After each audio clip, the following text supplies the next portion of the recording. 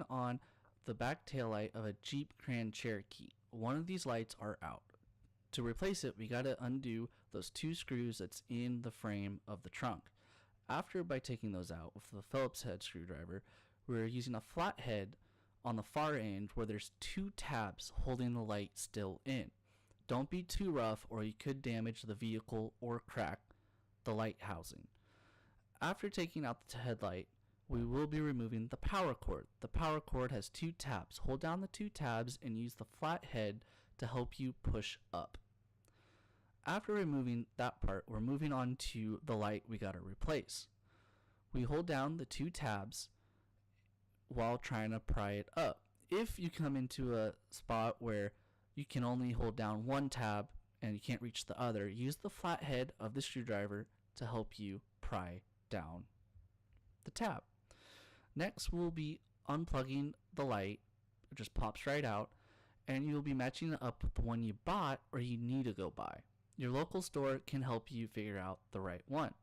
It should pop right back in with no issue. If there is an issue, it might not be matched up right, or it could be the wrong light. Inspect it to make sure it's all okay, just like how you took it out. We're placing the light back into the taillight. Make sure it's all lined up, and if you're forcing it in and it seems too much force it's taking, it could be it's not lined up properly. If by forcing it too hard, you could damage the light or any of the parts that's involved. We are matching up the power cable to the taillight of the Jeep Grand Cherokee. Make sure it's all lined up properly before you force it back onto the taillight. If by forcing it too hard can cause damage, like I said earlier, it should just pop right on and maybe a click or a snap. Next, we're putting the taillight back into the vehicle with those two tabs leading it in first, and then you're going to check to see if it's all lined up. Don't force it. If you force it, it can cause damage. It could be that the power cord is in the way of something or it's not fitting.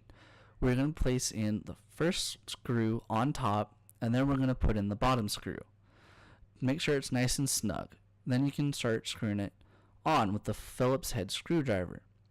Making sure if you do it too tight too soon and not evenly tightening both screws could cause it to be crooked, and that's what we're inspecting. Next, we're going on to the bottom screw. You'll be screwing that on hand tight like before, same strength, maybe just a little hair more. And then you're going to inspect again afterwards to make sure that it's on evenly. Just remember, if you force any of this stuff in, it could crack the tail light or scratch your vehicle.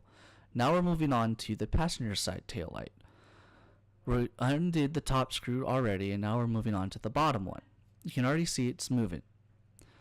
We're going to use the flathead screwdriver portion to help try and pry those two tabs that we took before.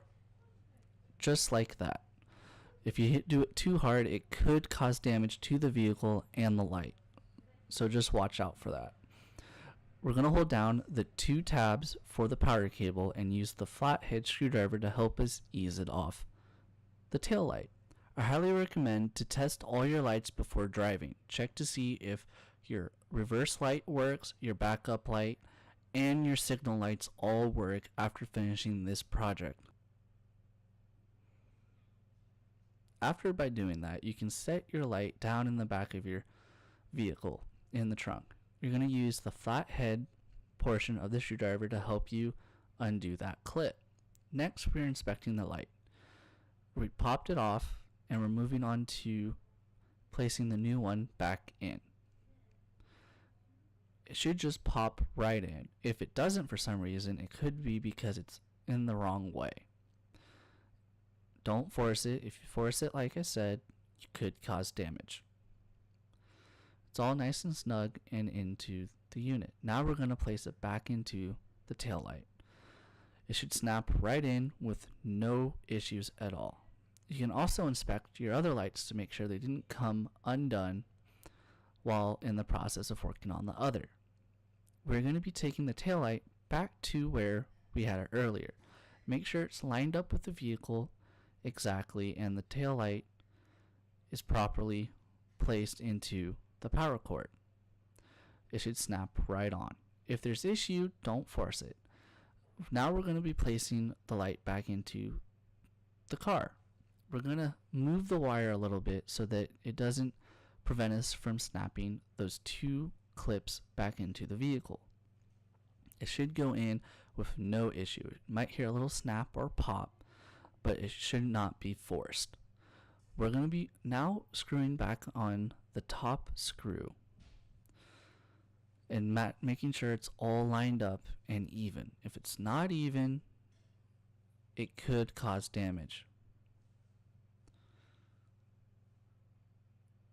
We're checking to make sure that it's all snug. You can also screw in the top screw once it's snugly fit in. Again, don't go all the way on screwing that one in because it could cause it to pull one way more than the other. We're going to screw in the bottom one next so that it can be evenly screwed onto the vehicle. Do that one hand tight, and then you can move on to the top one. And now you can inspect the light to make sure it's done. Thank you for watching. Please subscribe. Have a nice day.